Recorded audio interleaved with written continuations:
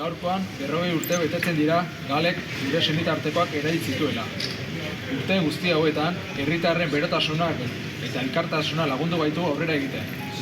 Gure mina samurtzen eta nolabait ere partekatzen. Instituzioen aldetik ordea ez dugu oesik izan 40 urte guzti hauetan zehar. Horregatik gaurkoan, Ego zein Ipar Euskal Herriko ordezkari publikoak gure artean egotea, gure kasu partikularretik, harago oso garrantzitsua dela esan beharra dugu. Ibilbide mingarri izan da gurea. Estatuaren bortxa pairatu dugunon bidea. Gure senideen aurka eragindako krimenen aurrean justiziak ez duelako gure aterik jo.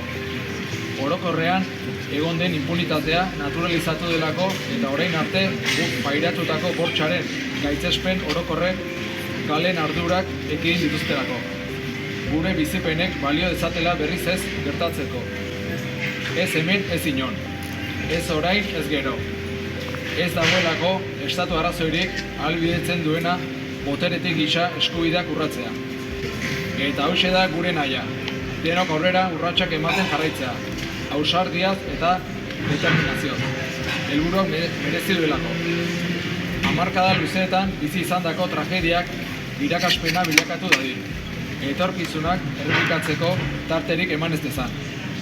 Xabi, Jose Maria Agustin eta Ignacio bihotzean zaituztegu. Eskerrik asko.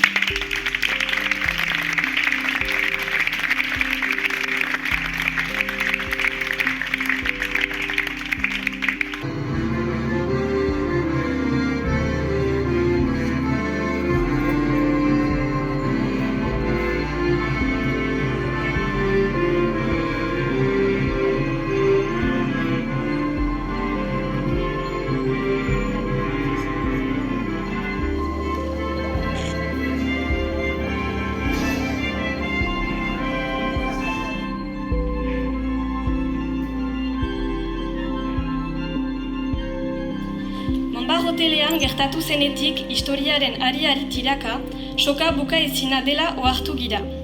Zer gertatu zen hemen? Zendako Espainiar estatuak antolatu zuen gerlazikina?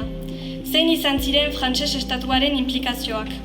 Zendako hainbeste euskal ieslari Ipar Euskal Herrian? Zer gertatu zen eraile zituzten euskal ieslariekin? Duela 40 urte gu ez ginen sortu, eta oraindik badakigu haietariko hainbat deportaturik daudela munduan. Baina urte hauetan, erakutsi dugu lurraldean kolektiboki aritu eta irudimenarekin gauza asko egin alditugula.